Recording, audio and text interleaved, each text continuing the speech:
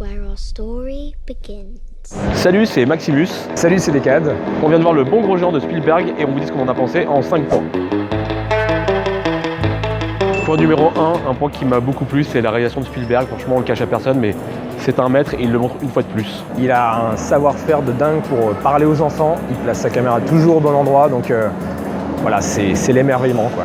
Point numéro 2, le scénario. Alors le scénario il est un petit peu bizarre parce que la première partie est un petit peu onirique, raconte pas grand chose. Ça plaira sûrement beaucoup aux enfants, c'est un peu plus dur pour les adultes. Mais il faut se laisser porter puisque dans la deuxième partie du film, tout le film prend son sens et ça vaut le coup de regarder le film en entier et de passer le cap de la première partie. L'approche très conte de fées du scénario de Melissa Mathison est un peu à double tranchant. Comme il est un peu posé, ça donne une sorte de rythme qui peut ennuyer les adultes, mais qui convient tout à fait aux enfants, car ça leur laisse le temps un peu d'explorer l'univers, de se poser dedans, d'être juste bien dans l'univers du film. Point numéro 3, la 3D des effets spéciaux. Alors c'est vrai que c'est super bien fait, mais je trouve qu'on ressent trop la 3D, c'est trop détaillé par rapport aux acteurs réels. Et donc du coup, on sent trop les effets spéciaux. Mais le gros plus qui compense un peu le tout, c'est vraiment la réal de Spielberg qui comprend depuis bien longtemps comment filmer des effets spéciaux et comment les faire marcher. Donc globalement, c'est cool. Point numéro 4, la musique. On est dans une époque où on a tendance à vouloir que la musique s'efface et reste en fond. Là, avec le style inimitable de John Williams, direct on la reconnaît, donc ça en fait tout de suite un personnage prédominant du film. Mais c'est pas un John Williams très inspiré, il y a son style habituel, mais pas de thème mémorable, et donc je suis un petit peu déçu quand même par la musique.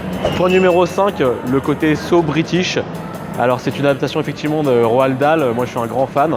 Il y a tout l'univers un petit peu magique anglais de l'ancienne époque qui transpire dans ce film et c'est super sympa et notamment ça sauve pour moi la deuxième partie du film. Alors personnellement je suis toujours très fan de l'aspect très british dans les films, leur sens de l'absurde, le stoïcisme, voilà.